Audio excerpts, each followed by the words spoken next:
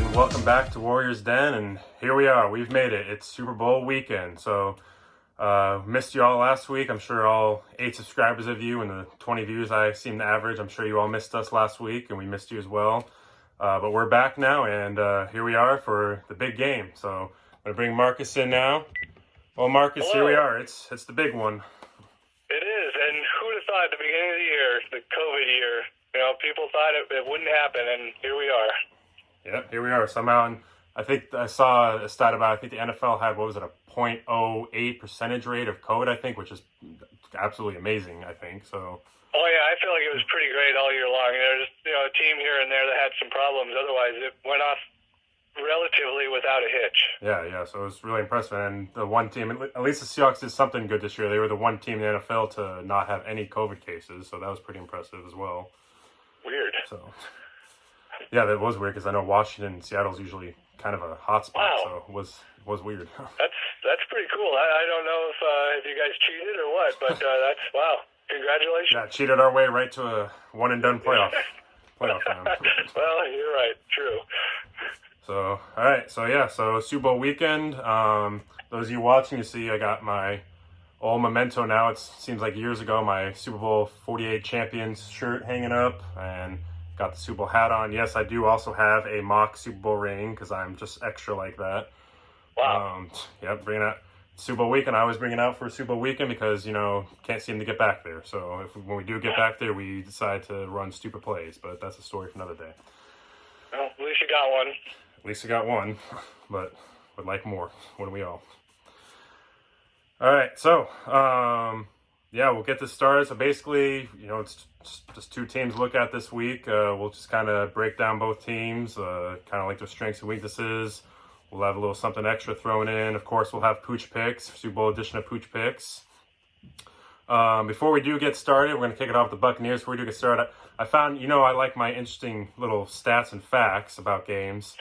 I found this interesting one. This is the 5th Super Bowl being held in Tampa Bay, and there's a bit of a pattern here. So Super Bowl is that 18? Yeah, 18 was the Raiders and the football team, which they were a different name back then, of course, but the football team. The Raiders won 38-9, so a blowout. The next Super Bowl, Super Bowl 25, was 20-19 in favor of the Giants over the Bills, so a close game. The next one, 35, was a 34-7 victory for the Ravens over the Giants, so a blowout. The next one was Super Bowl 43, which I think all of us remember. That was a pretty good one. The Steelers and Santonio Holmes in that toe tap touchdown, 27-23 over the Cardinals. So that was a close game. So you catching on the pattern here? Well, I would assume that you're trying to get at that this one's going to be a blowout. Well, if history repeats itself, which it usually does, this has the makings to be a blowout Super Bowl. So I don't know. We'll get our picks at the end here, but I don't think I'm going to predict a blowout. But I guess if we go off the patterns, we should probably be predicting a blowout for this game. So I guess we'll see what happens. Yes, we will. I hope that's not true, obviously. Yeah. The only time a blowout's good for a Super Bowl is if it's your team. I would know. Correct. Because that was my favorite Super Bowl, but... Oh, yeah, I can't imagine. People who say they'd rather see a good game, they're wrong. If the 49ers are ever in the Super Bowl again and they win 40-0, that's totally fine with me. Yeah. I was disappointed during the game when they let the Broncos score. I want a shutout. So. Yeah, absolutely.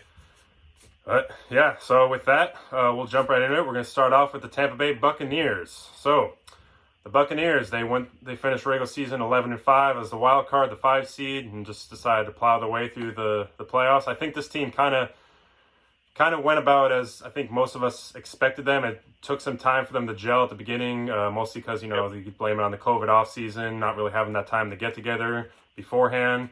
So it took some time as the season went on, and they finished the season really strong. I know they're on some way streak. I don't know what it is. If you include the playoffs, is it like 7 or something like that, I think? 7 or 8 maybe? Yeah. They are the first wild card team to make the Super Bowl since the 2010 Packers when they were the 6th seed. The Bucs, of course, are the 5 seed. Apparently, Tom Brady is just, he's won the whole New England Bill Belichick breakup, I'd say. He's proven that it's probably just, he's proven that it wasn't just a system, that he really... as much as I might dislike the guy, he's proven that, he's the one. He's the one that had the engine running, I guess. Yeah, I would say the Patriot way is, as I heard on ESPN, is really the Tom Brady way. That is the Patriot way. I'd have to agree with that, judging off this year. I mean, you could say what you want. You know, the receivers don't really have, or the Patriots don't have any, like, good receivers that would have helped Newton or whatnot. I mean, I remember hearing all this talk at the beginning of the year that Cam Newton was possibly going to have an MVP season and resurge, and the Patriots were going to be just fine. Look what happened. So. Nope, exactly. And Tom Brady won games with the same cruddy receivers that Cam Newton and Bill Belichick couldn't win with. So exactly. It seems to me, it's hard to do it off 1 year, but I mean, this is a pretty big stamp on his resume, and a pretty big black mark on Bill Belichick's resume, I would say, when you're comparing the two. That is. Yeah, definitely. I think it's really going to be a make or break year for Belichick next year to really show that he can kind of come back and find his way back. Otherwise, yeah, then it's going to kind of stain his legacy. Then you have to question, then, was it him or was it Brady? Huh? Yeah, absolutely. I know it's a little bit of a tangent, but I mean, for one, he's got to be a better general manager. He is not bringing in talent there, and he hasn't for a long time. I don't think they've drafted very well for like 5 years now. So no, I mean, they haven't really needed to until now. So yeah, well, he better put on his big boy pants and draft good players like everybody else has to now. Yep. Welcome to the real world. Exactly. So, yeah, the Buccaneers, their strengths, to me, I see their strengths as definitely that passing attack. You know, Brady with that receiving core, and not just Godwin and Evans. You know, you got Gronk who's come around now, and Scotty Miller. Tyler Johnson. Cameron Brate's still even a good option. So that passing attack is really their strength. Their run defense as well. They've had the number one run defense 2 years in a row, and the Chiefs don't have much of a run game, so I don't see the run game being any factor for either side in this game. But that is their strong suit as well. And I'd say as much as I dislike Bruce Arians, I have to give their coaching his strength as well. Bruce Arians, Todd Bowles, that coaching staff, they're a pretty well-rounded coaching staff, so that's a strength of theirs as well. What do you think? Yeah, I think one strength or one good part about Bruce Arians this year is he kind of swallowed his pride a little bit and tailored his offense towards Tom Brady, which, Bruce Arians is kind of a throw it deep all the time kind of guy. And, he basically just let Tom Brady handle the offense, which is the correct thing to do. He did it right, and it worked. And, you said I do like their rush defense, obviously. They got a pretty decent pass rush as well. I think they got 4 guys with 6 or more sacks, and 3 guys have nearly 10, if I remember right. I think Shaq Barrett, Stu has 6. I know that because I keep tabs on him. He's a former Husker guy. Oh, Devin Smith, I think might be one. And then Vita Vea's again. I mean, Vita Vea was out for a lot of the year, so he doesn't have the numbers. But Vita Vea is still a force. Yeah. For sure. Husky, and Jason Pierre-Paul. I think he had 8 or 9 sacks as well. Yep. And like you said about their pass offense, it kind of spreads it around. They have. I did actually look up a stat today. I'm bringing a stat. Wow. So this is interesting. Yes, they had. Let's see, where is it? Oh, no. And he lost. They have a balance. Yes, they have 5 guys that have 500 or more receiving yards. And I'm counting Antonio Brown. He had 481. It would have been very close. Then he joined them way late. They really got a lot of weapons that can beat you in that passing attack for sure. And even though they don't have a run game they commit to that's reliable, Ronald Jones did average over 5 yards a carry and was close to 1,000 yards. So there's times he can turn it on and have a good drive or two when they need it, I guess. Yeah. And I wouldn't be surprised if he has a couple of short touchdowns in this game as well, just right at the goal line type thing, where he could be kind of a dark horse, even Super Bowl MVP. Even though I think if the Buccaneers are to win the game, it's definitely going to be Brady in that case. But yeah, probably. They're just a very balanced team overall. Maybe their pass defense, the secondary is kind of the weakest spot of their entire team, I would say. But they do have one stud, Antoine Winfield Jr. So they got somebody back there. It's just overall, it's not really a strength, I would say. Yep. Yeah, that just leads right into what I was going to say. The weaknesses, their pass defense definitely is a weakness. It has gone better over the last, I'd say, month or two, but I think it's still catching up to the rest of the team. The run game. I think I guess, like you were mentioning, it's kind of tricky to look at the run game because it is kind of the same as the Chiefs, really. Like, you don't really know because they don't really utilize it as much as they could or in ways that they should. So, just for that purpose, though, I do have to put the run game as a weakness because we just don't really know. We haven't seen it. Yeah. We haven't really seen it carry a game or close out a game. Usually it's Brady, closing out the game or carrying the game. So if the Buccaneers can find that run game here, I mean, this would be perfect time to find it and utilize it. Then we could see one of those blowouts. Then maybe, who knows? Yeah, that could be whatever team. If it happens, if a team finds a running game in this game, I could say that would be the team that would win, no matter who I want to pick. If one of these teams finds a consistent running game that just kind of dominates the game, I would say they're definitely going to win. I don't know if that'll happen, but if it does, that I would lean towards that team being a touchdown or more winner. Definitely. So the Buccaneers, they will win if Brady has good protection. Of course, I think that's a no-brainer. You get to Brady, you rattle him even a little bit, it's pretty much game over then. Like we saw in he gets interception happy sometimes. Yeah. We saw in Super Bowl 42 with a perfect season. Giants were able to get after him, and that kind of ruined it for them. Brady whenever Brady gets that pass rush on him, he just kind of shuts down. Then if they can pressure Mahomes, but keep him in the pockets, because Mahomes, he's kind of like, it's kind of like Russell Wilson, Aaron Rodgers. Like, you can get pressure on them, but they're so good at getting out of the pocket and making plays out of the pocket that it really doesn't matter if you get pressure on them. So the Buccaneers have to be creative in the way they design their rushes and their blitzes to get that pressure, but keep him in the pocket with that pressure. If they can do that, then Mahomes could be long. I think that a guy like Levante David will definitely, he has the athleticism to kind of, they don't want him to spy him, obviously, that's not necessary, but he's a guy that is sideline to sideline. He's one of the best linebackers in football that nobody talks about. Former Husker, by the way. I love Levante David. And he's just a stud. He's an absolute beast, elite middle linebacker. I'd say it's him, Bobby Wagner, and Fred Warner as the top three interior linebackers in the entire game right now. I can't argue with that. And then finally, the third thing is for the Buccaneers to limit the turnovers and drop passes. That was a huge problem in Green Bay. I mean, it was covered up by the fact they won, but against the Chiefs offense that you give them opportunities, they're going to take advantage of. So you can't have Mike Evans dropping passes into the opponent's hands. Scotty Miller, if we talk about him, but I've seen him drop some passes. So they got to limit those drop passes, and they got to limit the turnovers as well. Like Brady's got to be careful with the ball. I know a lot of what happened in Green Bay wasn't really his fault. It was more on Mike Evans with those tips and whatnot, but can't give the Chiefs any opportunities whatsoever, any good feel, because they will take advantage of it. So totally agree. I think the Chiefs, more than anybody in football, are a team you cannot give extra opportunities, or you basically almost have to play perfect to beat them.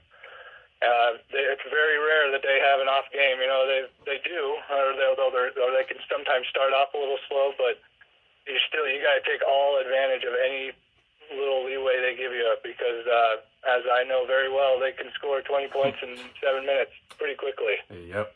Unfortunately, you do know that. Yeah. All right, so there's the Buccaneers side of things. So before we get to the Chiefs and take just a little halftime break of our own and talk about something else real quick, it's not going to be as entertaining as the Weekend halftime show, I'm sure. I'm looking forward to that. I'm a fan of the Weekend. I don't know about you. I am too. I love the Weekend. Yeah, I didn't know you liked him. I think he's awesome. And when you see the video, my intro, the Weekend's bringing us in this video. I got one of their songs, Blinding Lights. I'm working on it. Blinding Lights song. is Yep. one of the better songs I've heard in a long time, I think. I've been binge listening it lately. I gotta be careful because I'm gonna get tired of it soon, but it's just a great song. So. Well, I'm glad I'm not the only one. Yep. All right, so we're gonna quickly discuss some awards predictions. Who we think are gonna win some of these awards. I apologize, Marcus. Apparently, I wasn't clear enough on which awards in the pre-production stuff. So I guess as long as you go first, and then my brain will then trigger, and I'll be able to name a pretty decent person for these awards as well. Yeah, I will go first. So we'll start off with Coach of the Year. Hands down, I don't even think this is a question. Kevin Stefanski, first year with the Browns, break that drought, take them to the playoffs. Not only take them to the playoffs, but then just wall up the Steelers and really go toe-to-toe with the defending champs as well. Like, they had a chance to win that game, and I know many argue, that maybe the refs kind of helped out the Chiefs with that call at the goal line. We won't get into that, but hands down for me, Coach of the Year is Kevin Stefanski. Yeah, I think that's pretty solid pick, especially just because he seemed to solidify that organization as a whole. Just overall, they went from Browns being the Browns to they look like a legitimate, disciplined football team with, that can win in numerous different ways. Although I could see someone like Ron Rivera or who was I thinking the other one? Probably Sean McDermott, because I was gonna say Sean McDermott maybe. Yeah, no, it was Ron Rivera. I definitely could see Ron Rivera snaking some wins or some votes on that one. I honestly, I just had a name in my mind and now I can't remember who it was. But I think you're probably right. Stefanski's probably got that one on lockdown. Definitely. All right, next, we don't even really have to discuss this. Comeback Player of the Year, Alex Smith. I mean, they should just rename the Comeback Player of the Year award to the Alex Smith Award. I mean, just incredible comeback, and we'll see what he chooses to do, if he wants to retire, if he tries to come back one more year, but just absolutely incredible. Like, there's not been, I think, a greater comeback story in NFL than Alex Smith. So I think you're probably right you're right on he's going to win it, and you're probably right on there's not a better comeback story ever. I mean, I watched every Washington game for the most part that he played in when he came back, just because I was so interested in seeing what he would do or how he would look. And because I never, as a 49er fan, I didn't really like him in San Fran. He pissed me off more than not. But I still, you always got a soft spot for a guy who drafted #1 overall and had 7 different offensive coordinators in 7 different years and went through all the bad times that he did with us. I was very interested in watching him, and he proved everything to me this year. And they should name the award after him. That would be kind of cool. Yeah. All right, next, this is kind of another runaway, I think. Defensive Rookie of the Year, Chase Young. I mean, I think the closest person would probably be Jeremy Chin, safety for the Panthers, but this could be unanimous. Chase Young. I don't really see any other defensive rookies who would come close to what Chase Young did this year, so that's my defensive Rookie of the Year pick. Yep, totally agree. And I think last year was kind of a better year for defensive rookies than this year. There wasn't, even off the top of my head, it's hard to think. Antoine Winfield Jr. might be up there for the Buccaneers. He's really good. Mm-hmm. But, it's got to be Chase Young. And he's no Nick Bosa, but he had a really good year, and he's going to have an awesome career. Definitely. All right, Offensive Rookie of the Year. Now, this one, it shouldn't be a runaway, but it's probably going to be a runaway for Justin Herbert. But I got to make a case for Justin Jefferson. I mean, I have a soft spot for him because he was on my fantasy team this year, and I just really like the way he played the game, his attitude and everything. I have to get myself a Jefferson jersey down the road. But I think it's personally, if I had a vote, I'd be voting for Justin Jefferson. Justin Herbert, did great things, came in just like right away, stepped in and took over and proved that he belongs there, and really proved to be I think could be the first Oregon quarterback to actually have long-term success in the NFL. So I'm going to say it's going to be Justin Herbert, but I personally think it should be Justin Jefferson. I actually totally agree with you there, too.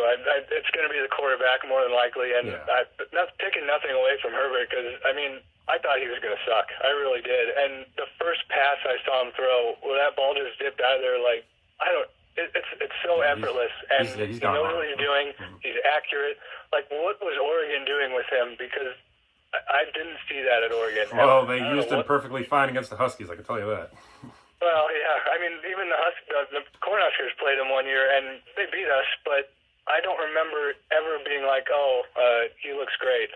I guess quarterbacks that don't look very good against the Huskers are going to have a great NFL career because Josh Allen and now Justin Herbert. So I guess I need to keep an eye on that. Yeah, I do. But you're right about Justin Jefferson. He basically replaced Stephon Diggs 100%. He didn't miss Stephon Diggs one bit. Yeah. And he probably should win it just because of the amazing year he had at wide receiver and with Kirk Cousins at quarterback. But the quarterback will get the benefit of the doubt more often than not. Yeah, usually. Yep. All right, next we got Defensive Player of the Year. This one could be a little tricky. I think a lot of people are going to say Aaron Donald again, but I'm rolling with TJ Watt. I'm going to say TJ Watt. Now, I guess I pulled a U. I didn't really do full research. I don't have the stats to pull, but I had the Steelers defense fantasy this year, so I paid more attention to them. I think TJ Watt, he had I want to say 14, 15 sacks or something like that.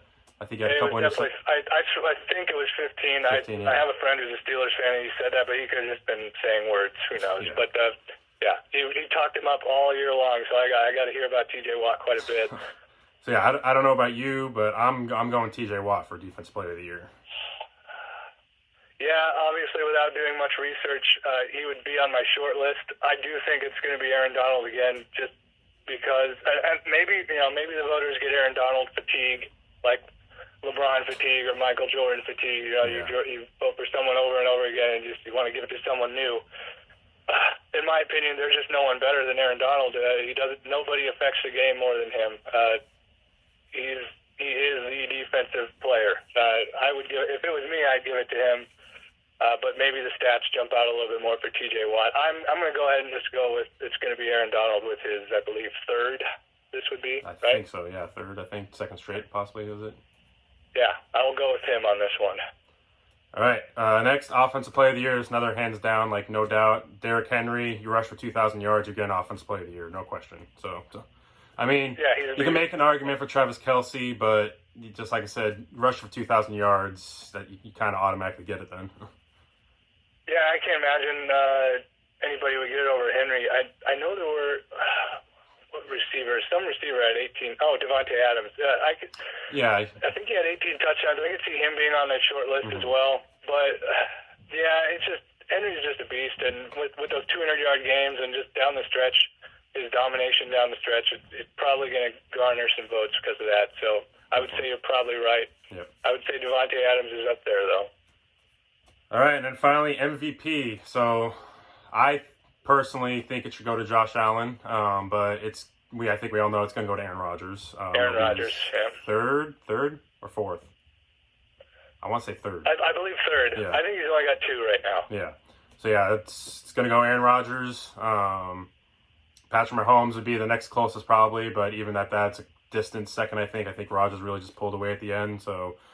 And unfortunately, because of the way Mahomes should be a distant third, but that's just me, I guess. I feel like it should be between Rodgers and Allen only. And should be, but probably should. Yeah. And unfortunately, because of the way he played at the end of the season, he's probably not even going to get another vote. I'd be surprised if Russell gets his first MVP vote, but. Oh man, I can't see it. It was that second half was.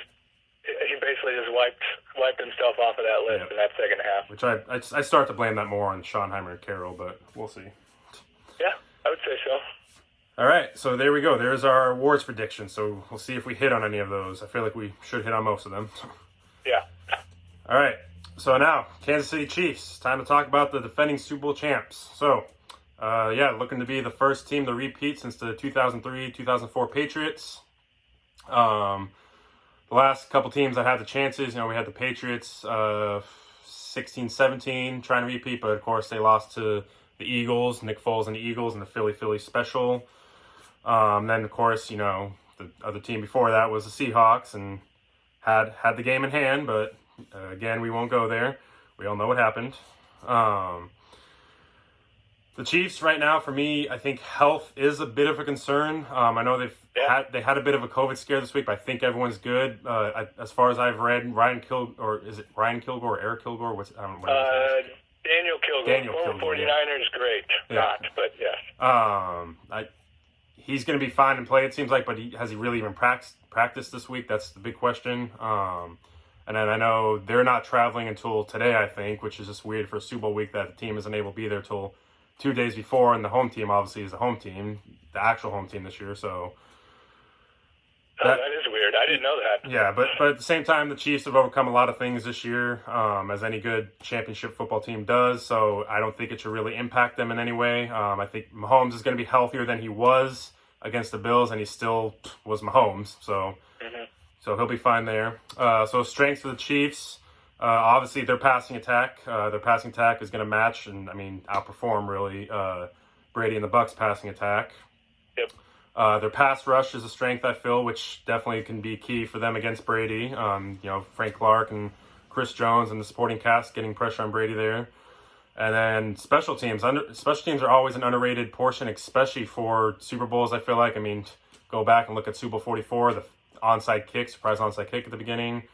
Or halftime, beginning of the second half. Yeah. I think you can look at many different Super Bowls and see special teams plays that have just like kind of changed the outcome of the game. So, and I feel like that's a strength of the Chiefs, and that will play in their favor. You know, they got one of the better kickers in Butker, who though does have problems with PATs, but for field goals he's pretty much automatic. I kind of think the X factor. Oh no, go ahead. And then they have a good return game too. So yeah, absolutely. I kind of think the X factor is their secondary, which is it shouldn't be, but it's super underrated. People don't talk about it. They got Sorensen and Thornhill, and obviously Matthew, who is just a beast. He plays slot, he plays safety, he plays cornerback, he plays a little bit of even outside linebacker. Sometimes it seems like he's just all over the place, and he's gonna give Brady trouble. There's no doubt about it. And then Sorensen, the other safety is he's pretty good. People don't talk about it much for whatever reason. And Thornhill, the other cornerback, is really good. It's just they got a good secondary that just people don't talk about very often, I guess. Yeah, I can agree with that. Yeah, so their weaknesses, like the Buccaneers, their run game is a weakness, but it's more of a underutilized, not really used weakness. You know, they got Clyde Edwards-Helaire and Le'Veon Bell, so if they utilize them more and better in different ways, I feel like that wouldn't be a weakness, but we just haven't seen it this year. I mean, when you have Patrick Mahomes, it's obvious reasons why you probably wouldn't always utilize a run game. Their offensive line, though, is a bit of an issue. I think it has been all year, but they've still been able to manage with it. Obviously, you had people get injured, and they had some guys opt out because of COVID. Obviously, they lost Eric Fisher in the conference championship game, so that's going to be a huge loss for them. So coming in this game, that offensive line is definitely a glaring weakness. And then, I mean, I guess you mentioned their pass defense as a strength. I do still see it as a weakness, so I think just because of this matchup, I see it as a weakness. Because I don't know if they have all the guys to really cover all that the Buccaneers have. But I mean, I can't agree with maybe when I say strength, when I say X factor, I guess maybe I say more of they can create a turnover at an opportune time. Yeah. Their secondary is definitely good at creating turnovers, that's for sure. Yeah. So yeah, the Chiefs, they will win if Mahomes is able to just be Mahomes and create plays. So, like I mentioned with the Bucs, they got to try and keep in the pocket. But if Mahomes is able to get out of the pocket and do some of that magical Mahomes stuff he's able to do, like you witnessed firsthand last year, it's going to be hard to stop them. The pass rush can consistently get to Brady, which I think there's a good chance they can. The Buccaneers have a good offensive line, but I think the Chiefs have a strong cast there on the line, and I can't name any of their linebackers off the top of the head, but even still, I can't either, quite honestly. But I mean that their front four is pretty good. Chris Jones and Frank Clark, they're able to get pressure and allow other guys around that line to get pressure. And then, as we mentioned, the run game, if the Chiefs can get Clyde Edwards-Helaire and Bell involved in some way, even if it's not really run the ball, if it's like getting some creative passes out the backfield for them, if they can get them involved somehow, then like I said, I think that can help the Chiefs find a way to just pull away in this game. Then if they can get those two involved somehow. Yeah, I mean, I don't know if they will, but I honestly don't know how much Le'Veon even has left in the tank. But we've seen spurts of Clyde Edwards-Helaire this year. He'll look really good one game, then it'll look like he hasn't played football ever in another game. So it's weird. And I do think the Buccaneers got the linebackers to cover those guys, but it's one of those things. It's like they have the linebackers to cover them, but then will you be able to cover Tyreek? Will you be able to cover Kelsey? Exactly. Yeah. They can beat you in so many ways, and if they decide to click on all cylinders, they're, I would say, unstoppable in this NFL. Definitely. Yep. All right, so there we go. We broke down both teams, the Buccaneers and the Chiefs. Kind of what they need to do and what their strengths and weaknesses are. So I guess all that's left to do is make our official Super Bowl prediction now. But wait. I think we'll make the people wait just a little bit longer because I think we have some more entertaining stuff to look at first. And I think we all know I'm talking about Pooch Picks. So the real experts. I gotta apologize. I did portrait mode on the video again. It was my bad. Yep, all 20 people have to suffer through that. Yep, I was just getting that. So Marcus did, unfortunately. It's my fault probably. He was thrown off by the week off. It just kind of threw everything off. So yeah, it's your fault. Yep, we can blame me. So without further ado, we'll get to the real experts of the show here, DOG and Henry. So here we go, Pooch Picks Super Bowl edition.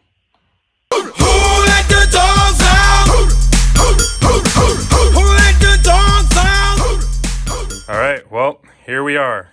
The final installment for Pooch Picks for the season, capping it off with the big one, Super Bowl 55. We got the Tampa Bay Buccaneers and the Kansas City Chiefs. So we'll see if Brady can get his 7th or if Patrick Mahomes can kickstart the Chiefs into dynasty and get his 2nd in back-to-back years. So we got the OG here as always. Unfortunately, DOG, you will not beat Henry in Pooch Picks for this time being because I think I want to say you're 2 or 3 behind Henry, so you just can't make up that ground. But you get him next year, DOG. So here we go. Let's find out who DOG is going to pick to hoist the Lombardi Trophy on Sunday night. Put the treats down. All right, go ahead, DOG. Who you picking? Oh boy, we got issues. You're picking Tom Brady. We're going to have to talk after this, DOG. Well, there you have it. DOG is picking the Tampa Bay Buccaneers to beat the Kansas City Chiefs and hoist the Lombardi Trophy for Brady to get his 7th. We're going to have a talk, DOG. So, they have it, though. That's Pooch Picks for you, and you'll see DOG next year for the picks during the season next year. So, one last time, DOG, give me a high five. Good boy. See you next year, DOG.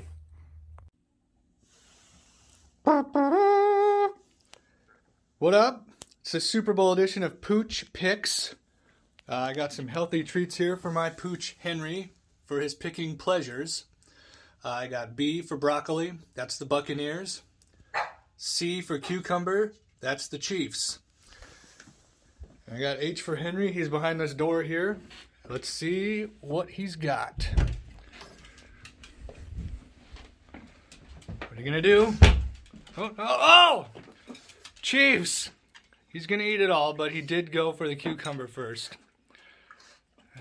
Christian did not believe me that he liked healthy treats and vegetables. He will finish all of that. But we're not going to wait here. So, obviously, Henry picked the Chiefs. There we go. We're done. That's the video. All right, and welcome back. So there you have it. There's Pooch Picks for the Super Bowl. So the OG, his record stands at 2-4, and he is picking the Buccaneers. Got issues with that. I don't like any person or dog in my household choosing the Buccaneers or rooting for Tom Brady, but, you know, it is what it is. And then we got Henry, who is 5-1 and already ran away and won this thing and could possibly finish 6-1, going with the Chiefs. So yeah, Henry at 6. If Henry wins, the Chiefs win, and Henry will be 6-1. And obviously the smartest picker on the show, so maybe he should just take over the show next year. Call it Henry Picks. I gotta say, I'm surprised he likes his vegetables apparently. Yes, I didn't know if you believe me or not, but he actually gets vegetables in his food almost every night. I cut up because one of my other dogs has some bowel problems, so I have to actually cut up vegetables for her every night. And then I just feel like Henry deserves some too, so he gets them as well. I guess that dog just eats anything, huh? Yeah, absolutely. All right, so now, without further ado, we've talked about the teams, so let's get to our own official Super Bowl 55 predictions. So, Marcus, why don't you go first? I don't think it will be a blowout, but maybe I'm going against destiny here, as you pointed out earlier in the show. I'm going Chiefs 27, Buccaneers 31. Buccaneers win this Super Bowl. Boy, you had everyone on the edge of the seat there. I know I did. I did it on purpose. That's good showbiz right there. Yep. All right. So 31-27 Buccaneers over the Chiefs. All right. Well, you know, we are tied, right? That's true. This is it. This is the last game of the year to pick. So looks like it's really going to come down to the wire here. I've practically choked away whatever leads I had. So I mean, I was going to pick this team either way, regardless of which way you went. So 37-32, high-scoring game. The Kansas City Chiefs will defend their title and become the first team since the early 2000 Patriots to repeat. So, yep, 37 for the Chiefs, 32 for the Buccaneers. Then the question is, will they three-peat? That's a good question. I don't like that. I don't like it at all. So let's just nip it in the bud right here. Well, I don't know. I don't want Brady to get his 7th, though. So, I mean, if he does, on the bright side, maybe he'll retire finally. But so, yeah, there you have it. So our Super Bowl predictions are in. I know last episode I said this was going to be the last episode, but I mean, since we're tied and we're picking different teams, and anyways, we got to do a recap, obviously, of Super Bowl and just a quick review and maybe a little